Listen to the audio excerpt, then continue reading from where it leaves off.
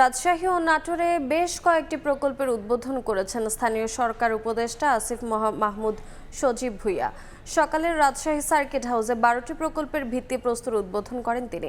এর মধ্যে রয়েছে তানোর থেকে বায়া পর্যন্ত রাস্তার প্রশস্তকরণ, লক্ষ্মীপুর সরকারি প্রাথমিক বিদ্যালয়ের 4তলা নবনির্মিত ভবন, বাগমারা উপজেলার 1তলা ভূমি অফিসের কাজের উদ্বোধন। এরপর নাটোরে যান উপদেষ্টা। কানাইখালী সহ দেশের 14টি মিনি স্টেডিয়াম উদ্বোধনী অনুষ্ঠানে যোগ দেন আসিফ মাহমুদ সজীব ভুঁইয়া।